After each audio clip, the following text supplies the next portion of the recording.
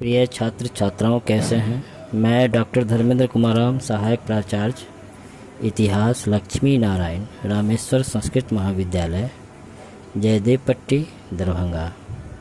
मैं पुनः online teaching हेतु उपस्थित हुआ हूँ। आज मैं शास्त्री द्वितीय खंड के छात्र छात्राओं के लिए आधुनिक भारतीय इतिहास के अंतर्गत साइमन कमीशन के संदर्भ में शेष जानकारी प्राप्त करेंगे कि साइमन कमीशन मुंबई और समस्त भारत में पहुंचने के पश्चात भारतवासियों ने उसका जमकर विरोध किया, काले झंडे दिखाकर उसका विरोध किया और साइमन वापस जाओ के नारे लगाए। हम लोग आज साइमन कमीशन जब लाहौर पहुंचता है तो उसका विरोध लाला लाजपत राय के नेतृत्व में किया जाता है, उसके संदर्भ में तथा साइमन कमीशन का क्या उद्देश्य था और उसके क्या क्या प्रतिवेदन थे, इस पर चर्चा करेंगे। पिछले दिनों हम लोग साइमन कमीशन की स्थापना 1919 के भारत सरकार अधिनियम, जिसे मॉन्टेग्यू चेम्सफोर्ड सुधार कहा जाता है, उसके पृष्ठभूमि में किया गया था। साइमन कमीशन में 7 के 7 सदस्य अंग्रेज़ थे, इसीलिए इस साइमन कमीशन को श्वेत कमीशन भी कहा जाता था। आज हम लोग यह जानकारी प्राप्त करेंगे कि जब साइमन कमीशन लाहौर पहुंचा तो लाला लाजपत राय के नेतृत्व में उसके खिलाफ प्रदर्शन किया गया। प्रत्युत्तर में अंग्रेज़ी पुलिस ने लाठीचार्ज करवाया, जिसके कारण लाला लाजपत राय की दिसंबर 1928 ईस्वी में मृत्यु हो गई। जब साइमन कमीशन लखनऊ पहुंचा तो उसके विरुद्ध पंडित गोविंद बल्लभ पंत, पंडित जवाहरलाल नेहरू के नेतृत्व में प्रदर्शन हुए। यहाँ भी ब्रिटिश पुलिस ने प्रदर्शनकारियों पर कई अत्याचार किए।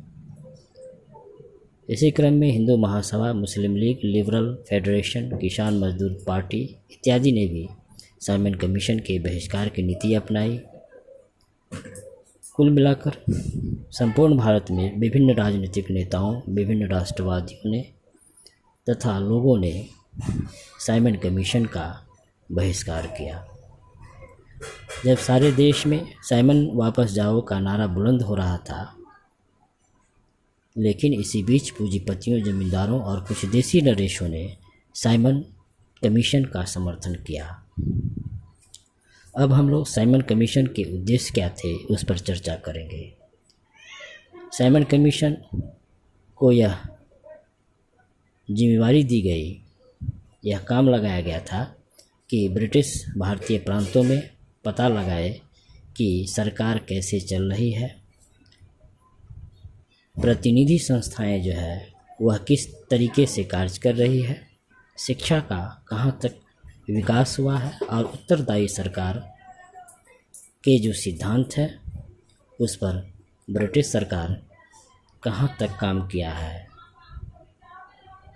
या उसमें किसी तरह का कोई परिवर्तन करने की संभावना है। इन तमाम चीज़ों पर साइमन कमीशन कार्य करने के लिए साइमन कमीशन का गठन किया गया।